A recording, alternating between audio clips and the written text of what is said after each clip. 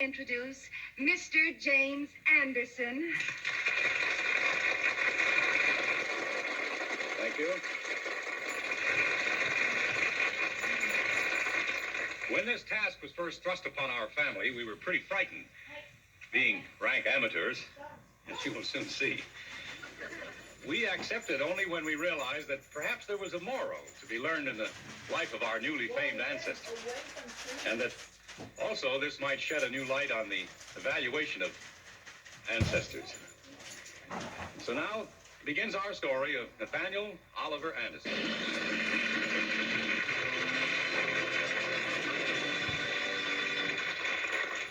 In 1773, the citizens of Boston were seething under the British attempt to impose a monopoly in tea on the colonies. And so on a cold December night, a brave band disguised as Indians decided to do something about it.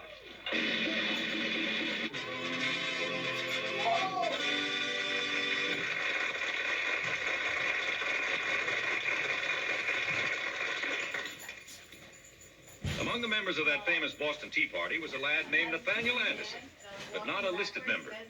No, he joined of his own volition, unknown to the others, and he, not content with merely throwing the tea overboard, went one step farther.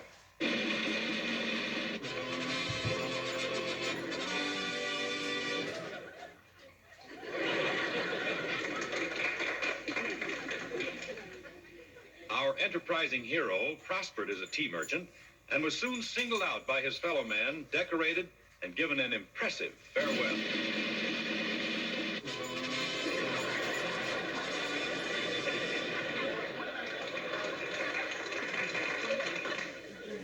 Yes, neatly clad in his tailored tar and feather seersucker, our hero left Boston.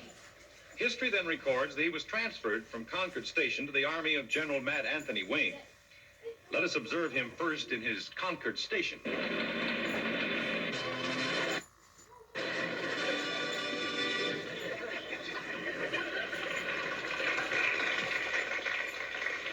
Soon our hero and the other able-bodied guests in Concord Station were sent to fill the dwindling ranks of the army. Once in uniform, it did not take Private Nathaniel long to show his true colors. On that historic night when General Wayne stormed the fort at Stony Point, our hero, in a daring exploit, was soon alone on the battlefield, with the others far behind him.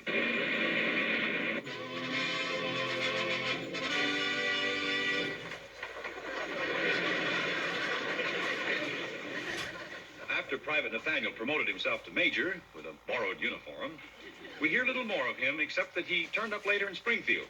Rest easily, not for Springfield. And here our illustrious ancestor ended his life, suspended from the sturdy limb of some fine old family tree.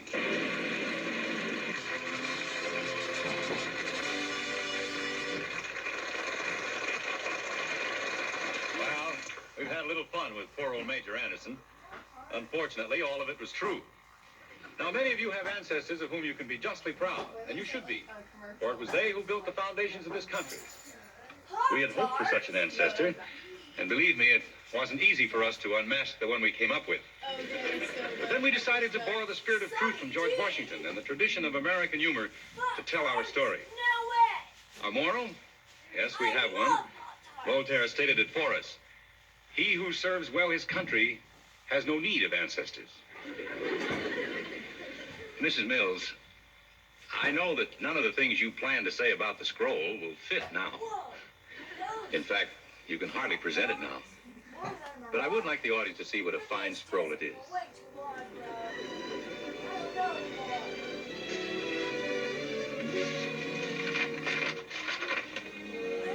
This is very nice. And we Andersons sincerely appreciate the thought and effort behind it.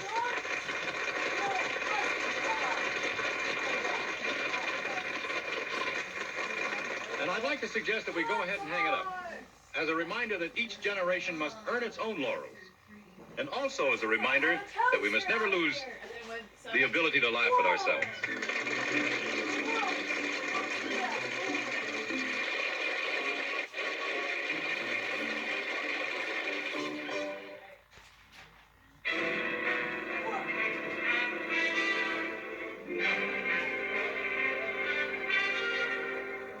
Robert Young.